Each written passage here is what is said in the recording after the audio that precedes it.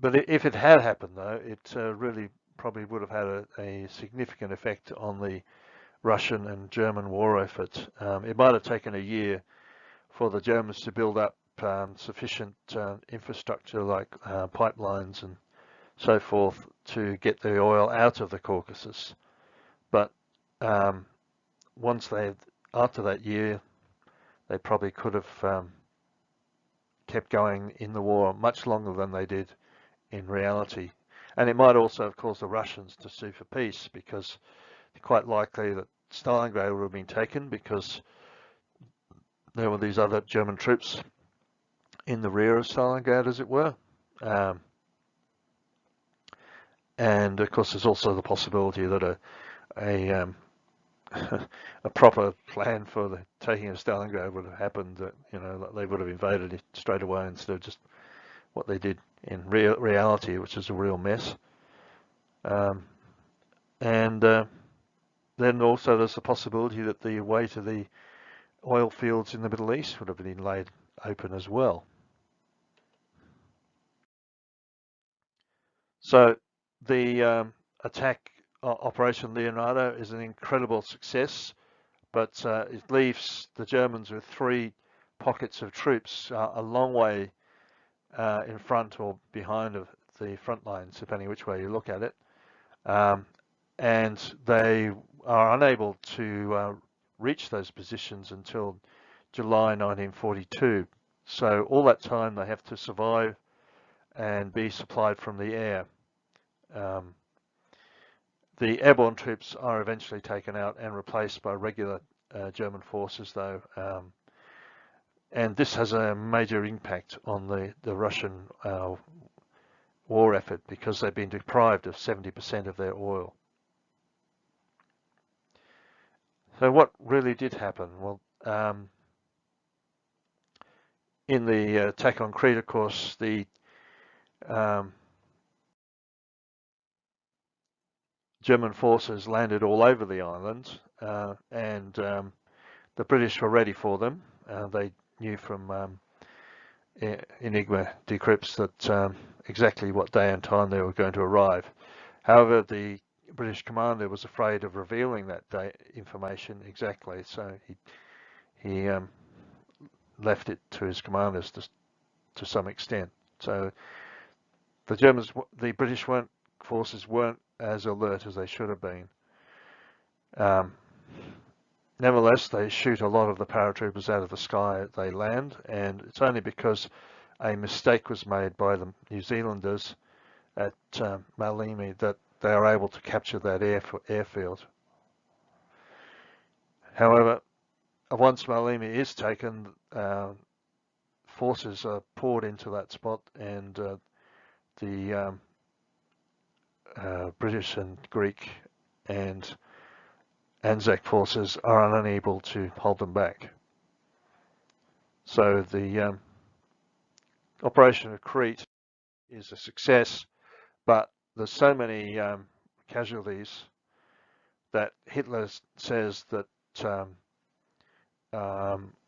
airborne operations are out of date. They need surprise, and they're just too risky. So during Operation Barbarossa, there are no use of paratroop forces at all. Eventually, the Germans do capture the Crimea and Rostov, and in 1942, in Operation Blue, they attempt to attack into the Caucasus. The plan was probably reasonable to begin with, but this goes out of hand, and Hitler completely mucks it up.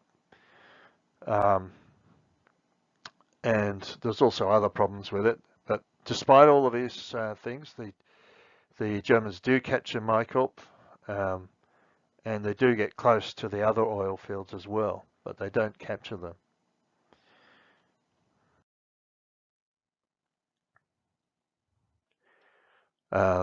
And the Russians are able to stop them in the mountain passes because Germans just at the end of an incredibly long supply line across really difficult and underdeveloped terrain.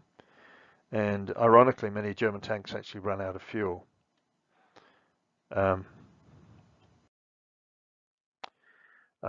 One interesting thing is that they did use special forces in the Caucasus campaign. The Brandenburgers were sent ahead of the German armies and did try to capture the oil fields intact. Paddy Griffith says that he wargamed the Crete scenario 20 times, and such low casualty figures did happen, but only rarely. And in 1/3 of the games, the British won. I guess the reason that he set this story in 1941 and 1942 is because the Russians had had really got their war effort going in 1942, although they'd suffered many losses, and also there were then these troops coming through from Persia through the Caucasus, so they would have found it much easier to provide troops to attack the airborne troops. But still, it seems like, you know, why not use them ahead of the armies in that operation? Surely that would have made the operation in the Caucasus more successful.